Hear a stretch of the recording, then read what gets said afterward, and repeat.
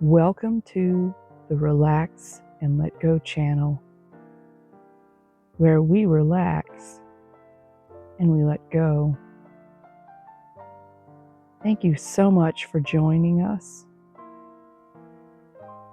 I'm Jennifer, a traveler and storyteller. Tonight's story is a little bit different.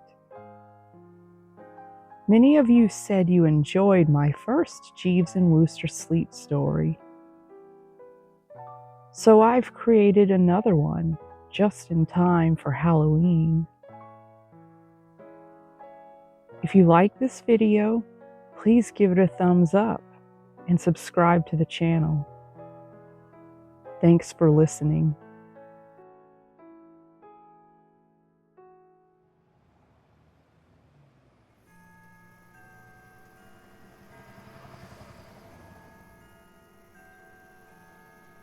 It was All Hallows Eve, and London had taken on that peculiar air of mystery and mischief.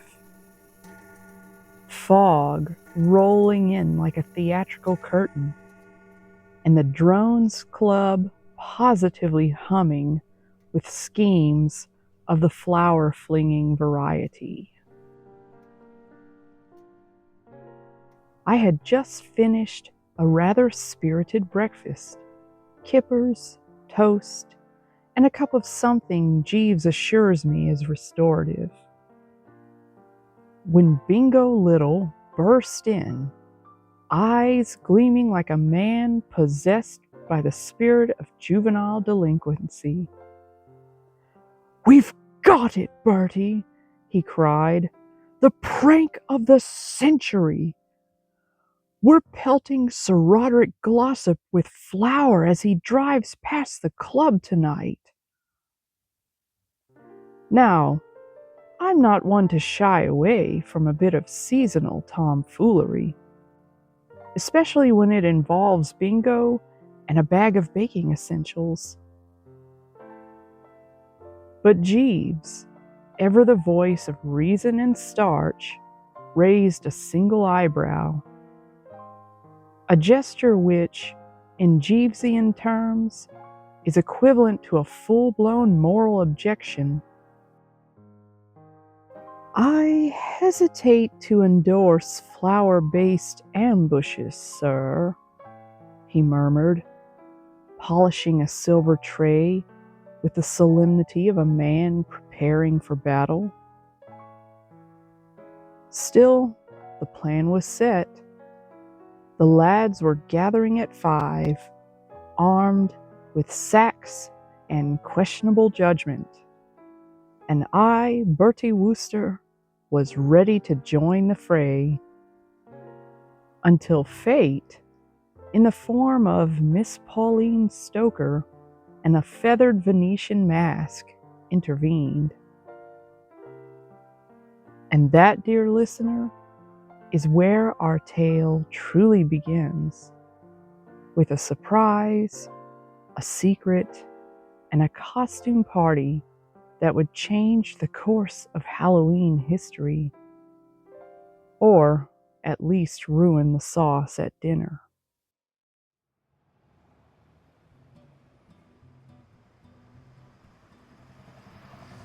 I stepped out to make my way to the Drones Club, mentally rehearsing my flower-flinging form.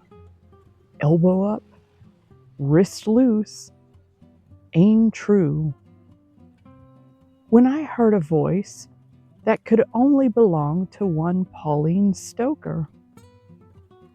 "Bertie!" she called, with the sort of enthusiasm usually reserved for champagne corks and surprise inheritances. I turned, and there she was, fresh from New York, cheeks rosy from the London chill, and eyes sparkling with mischief. "I've just arrived," she said, linking her arm through mine as if we were about to elope. And I'm absolutely thrilled about your Aunt Dahlia's Halloween party at Brinkley Court. You're going, aren't you? Now, I had heard rumblings of said party. Anatole's menu alone was enough to cause minor stampedes in culinary circles. But I'd rather fancied the flower prank with the lads. A noble tradition, if one ignored Jeeves' increasingly frosty demeanor. I was, considering other engagements, I said, trying to sound vague and mysterious. Pauline laughed. Don't be absurd, Bertie. It's going to be marvelous. I brought my costume all the way from Fifth Avenue. A Venetian duchess, complete with mask, fan, and a gown that could make a statue blush. She paused, then leaned in closer. Chuffy doesn't know I'm back yet. I want to surprise him at the party. See if he recognizes me in disguise. It'll be terribly romantic, don't you think? I blinked. Romantic, yes, and also slightly terrifying. I recalled the last time Chuffy thought Pauline and I were an item. He was utterly furious. She swatted my arm. Don't be a chump, Bertie. Just promise you won't give me away. I nodded solemnly. My lips are sealed, old thing. And just like that, the prank lost its appeal. Venetian intrigue, masked romance, and Aunt Dahlia's roast duck a la Anatole were calling. And I was about to be swept into a Halloween evening of secrets, sauces, and sartorial sabotage.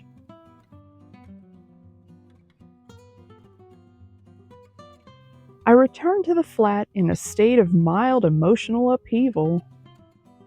Jeeves, I announced, tossing my hat into the nearest armchair, I've had a change of heart. I shall be attending Aunt Dahlia's All Hallows Eve party after all.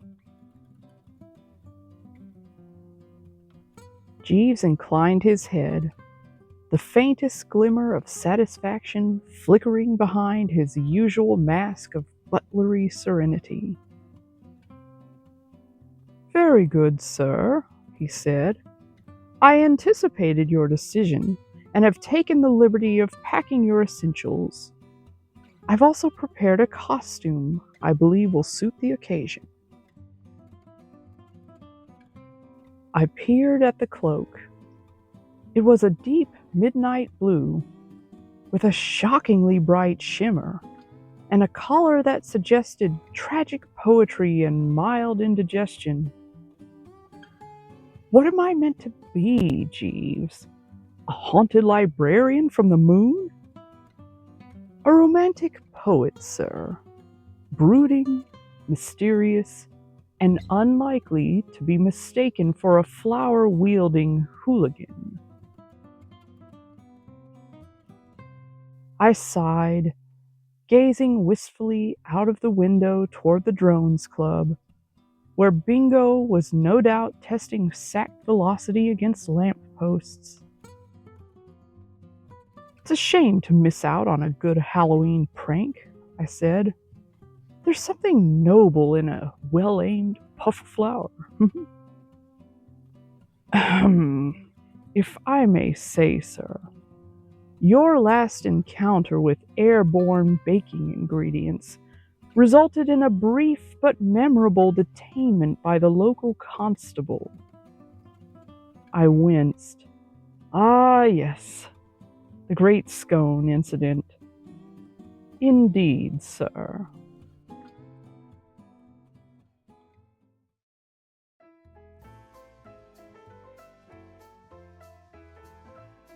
Brinkley Court, in full Halloween regalia, was a sight to behold.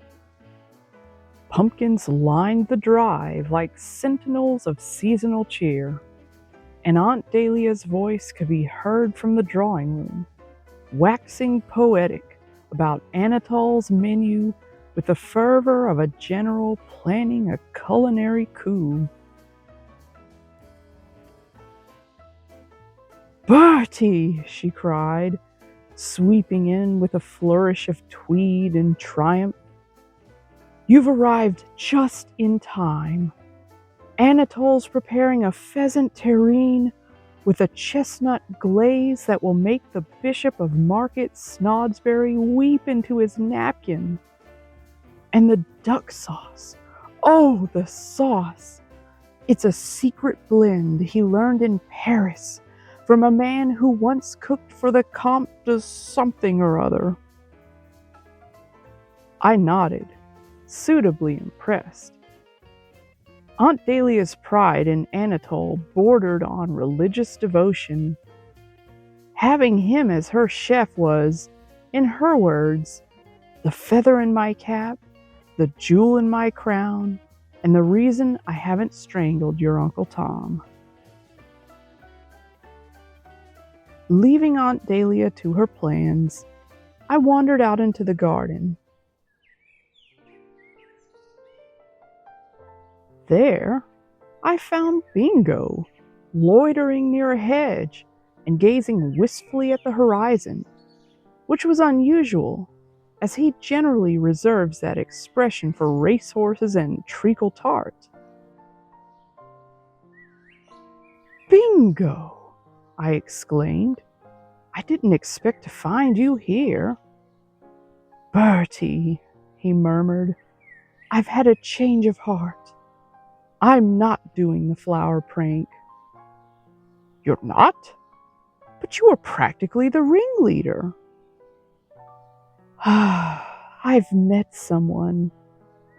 Pauline Stoker's friend from America. She's attending the party. Her name's Midge. She's got a laugh like a jazz solo and eyes that could melt a glacier." I raised an eyebrow. "You've known her for, what, half a day?" 20 minutes, he said, "but they were transcendent."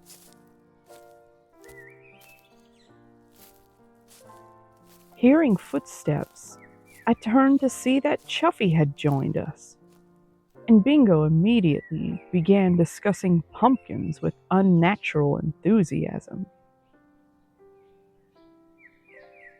I, of course, knew about Pauline's secret, but we Woosters are trained in the art of discretion, and I wasn't about to spill the beans or the sauce. "Looking forward to the party?" Chuffy asked. "Ah, yes," I said. "Masks, mystery, and Anatole sauce. Speaking of which..."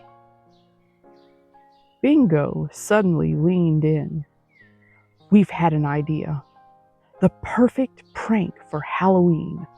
We switch Anatole's secret sauce with Worcestershire." Chuffy blinked. "Isn't that culinary treason?" "Exactly," I said, "but harmless. A bit of spooky seasoning. Aunt Dahlia will never suspect." And so the plan was born. 3 gentlemen, 1 bottle of Worcestershire, and a kitchen that would soon become the scene of mild chaos. Little did we know, the night had more surprises in store, and Jeeves, as ever, was already 3 steps ahead.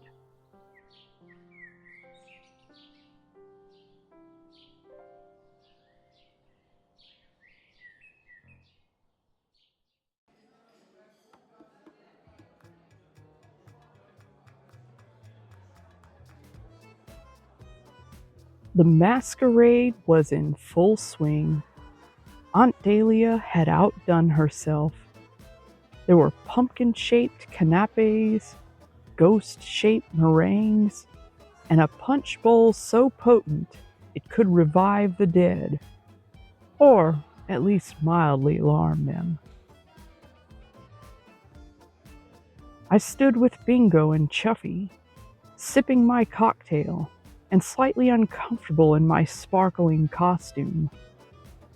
It shed glitter with every movement, on the carpet, the canapé tray, and a passing spaniel. Bingo, poor chap, was nervous with romantic anticipation. "She'll be here any moment," he said, eyes darting toward the entrance, like the spaniel awaiting biscuits. Chuffy looked confused. "Who'll be here?" "Midge, a friend of a friend. American, enchanting, possibly disguised as Cleopatra or the goddess Isis." Chuffy chuckled.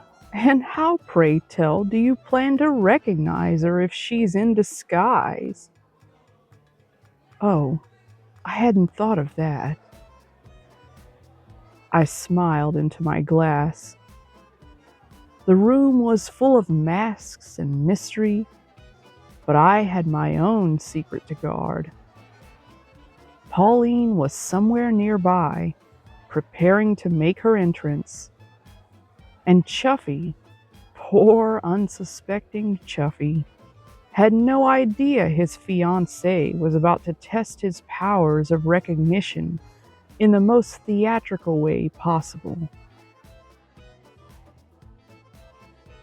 Two ladies entered the room, and I knew them to be Pauline and Midge. One in a Venetian gown and feathered mask, the other in a sleek silver dress with a starry headpiece. Pauline moved with the confidence of a woman who knew she was about to cause a stir. Her mask glittered, her fan fluttered, and her eyes sparkled with her usual mischief. Midge, beside her, looked like moonlight in motion.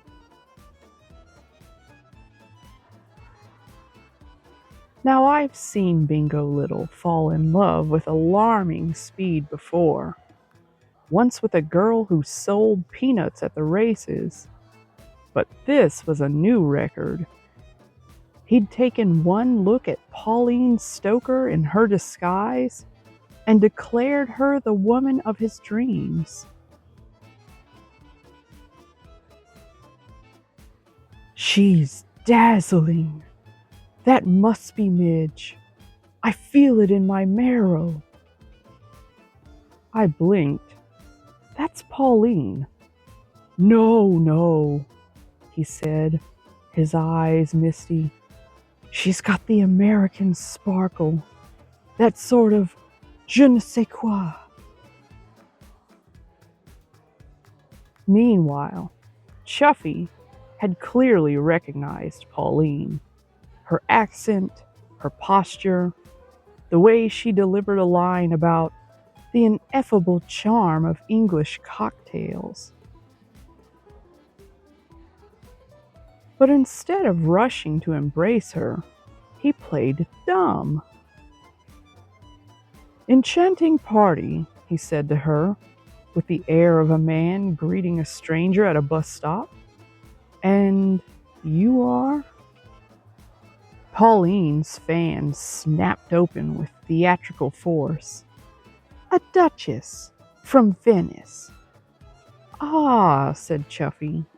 "Lovely city, full of canals." Pauline's eyes narrowed. Bingo, oblivious, leaned in with romantic intent, asking if she liked jazz and whether she'd ever considered eloping to Brighton.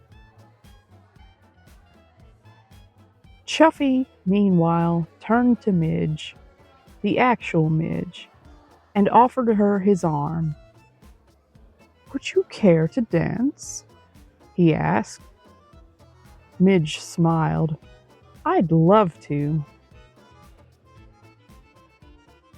And so, Chuffy and Midge glided off toward the ballroom, leaving Pauline with Bingo, who was now quoting Cole Porter lyrics and offering her a second cocktail. Pauline looked as if she might stab someone with her fan.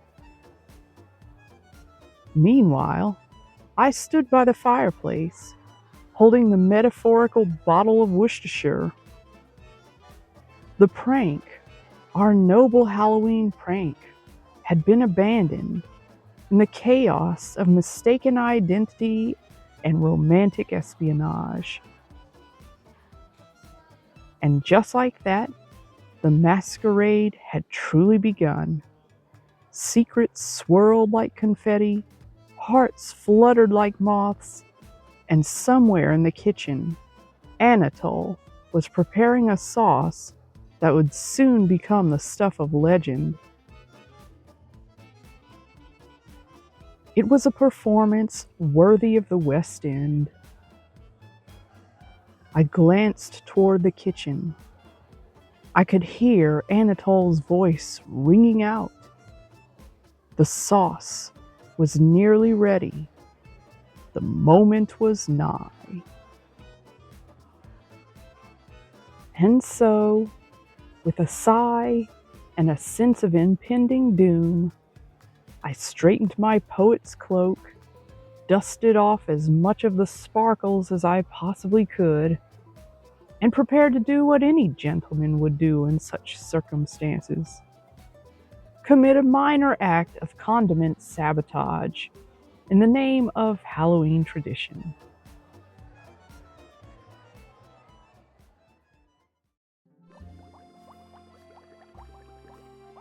The kitchen at Brinkley Court is not a place one enters lightly. It is Anatole's domain, a sacred temple of sauces, soufflés, and culinary sorcery. But I, Bertie Wooster, armed with a bottle of Worcestershire, was on a mission. I crept in, dodging copper pans and the ghostly shadow of a roast duck. Anatole was in the pantry, arguing with a maid. I seized the moment, a few shakes into the pot, and tiptoed out like the masked phantom of mischief. No one saw me, not Jeeves, not Anatole, not even the ghost of Aunt Agatha's disapproval.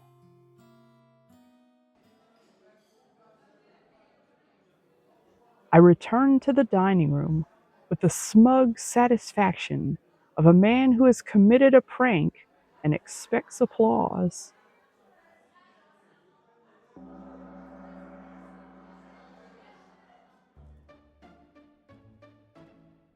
The moment had come.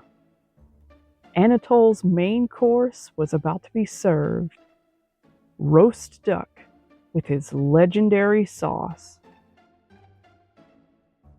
I leaned back into my chair, smiling to myself. The sauce would be served. The prank would unfold. The laughter would be gentle, the chaos mild. And then I took a bite. It was indescribable.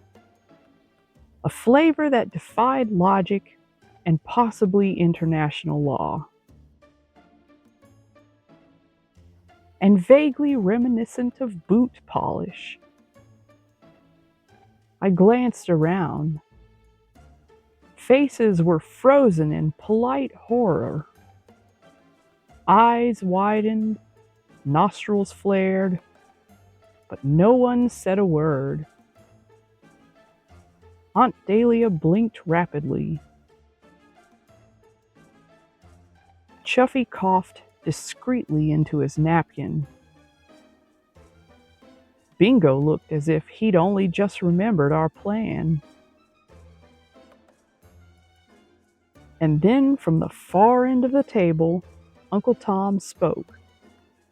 "Tastes like the Thames after a rugby match," he said, with the weary honesty of a man who had once fallen into said river.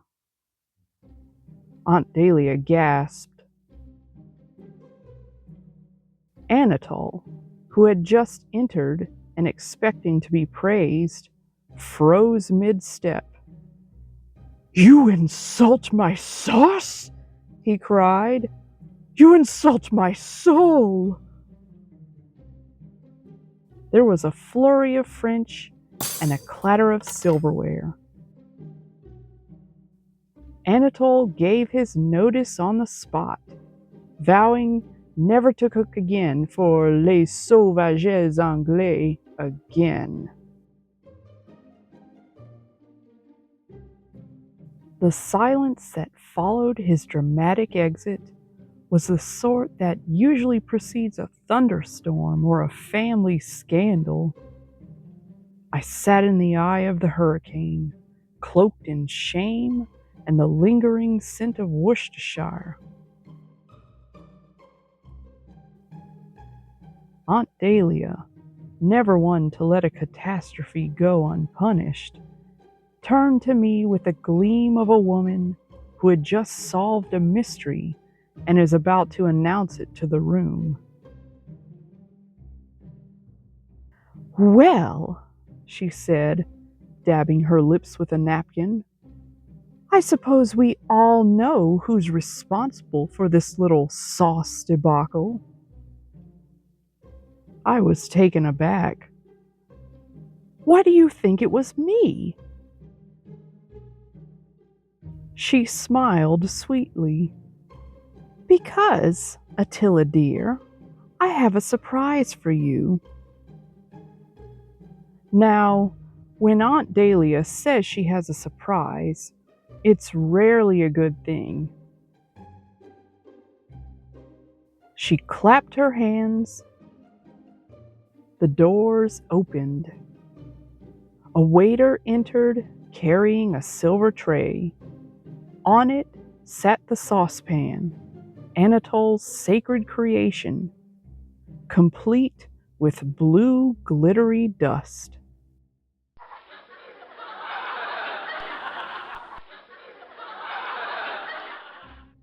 The room erupted in laughter.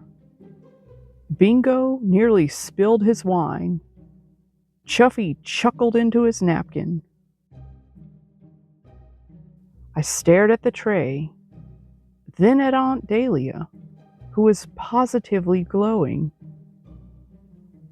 "You went into the kitchen?" I asked. "Of course not. Jeeves did, ages ago. He found your ridiculous glitter dust all over the place."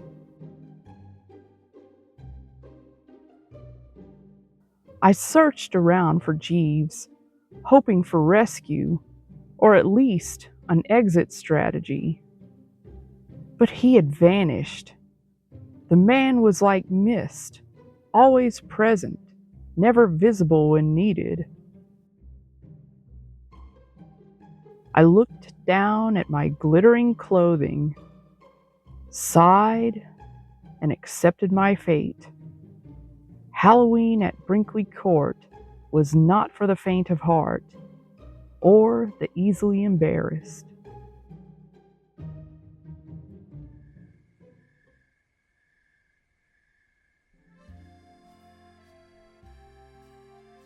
Meanwhile, Jeeves had gone after Anatole.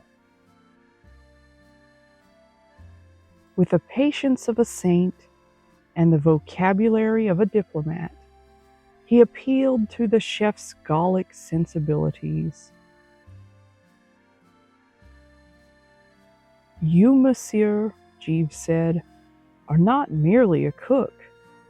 You are a bearer of civilization, a beacon of refinement in a world of culinary barbarism. Anatole paused. This is true.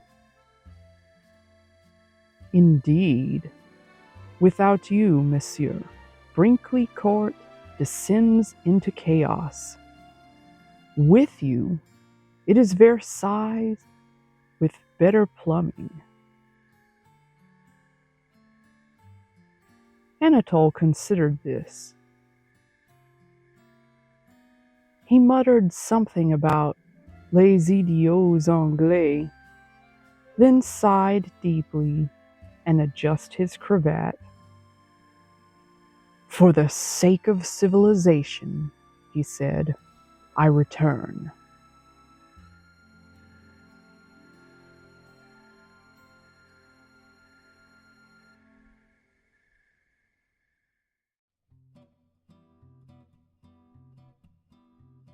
And so, order was restored.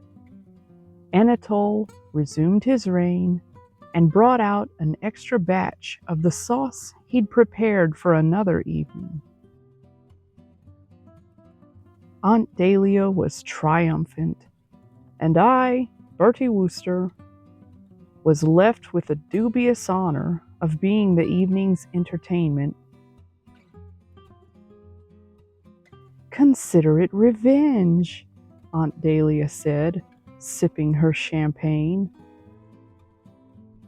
For the sauce, and the ghost in the drawing room last year, and for being you, mostly.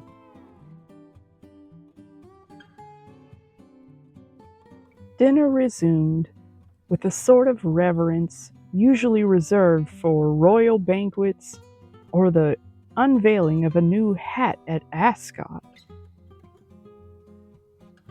Anatole, restored to his rightful place, had forgiven the English masses, thanks to Jeeves and his speech about bringing civilization to the provinces.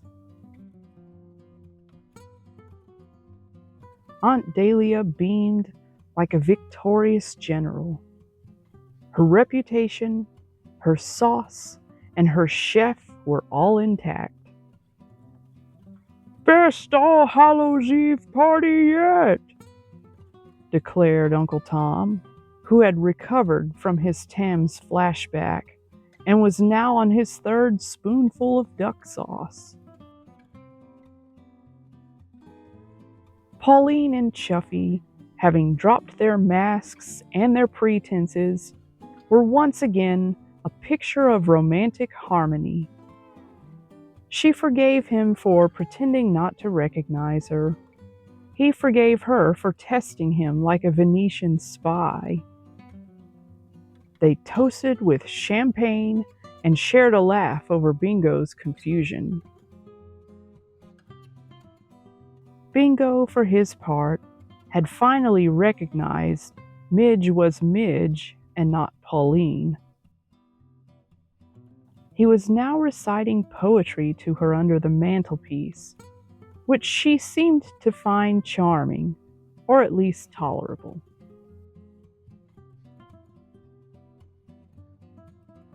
As for me, I had survived. The prank had flopped, the sauce had soured, and I had been publicly outwitted by Aunt Dahlia. But the evening had ended in laughter, forgiveness, and a rather excellent dessert.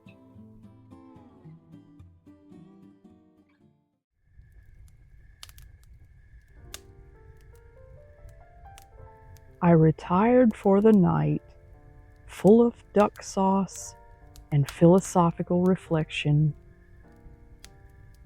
The moon hung low over Brinkley Court, and the manor was quiet, save for the distant sound of Anatole humming in the kitchen downstairs.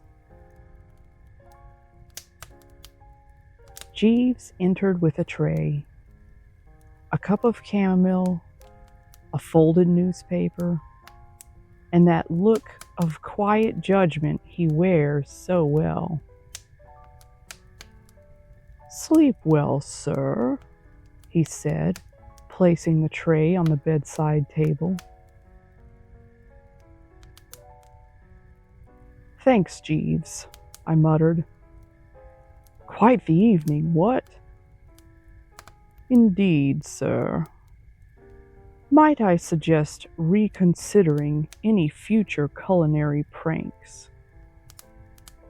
"Ah, right as always, Jeeves."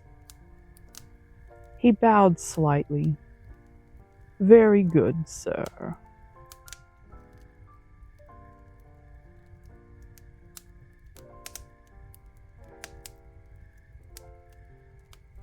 And so ends our All Hallows Eve tale of masks, mischief, and Worcestershire.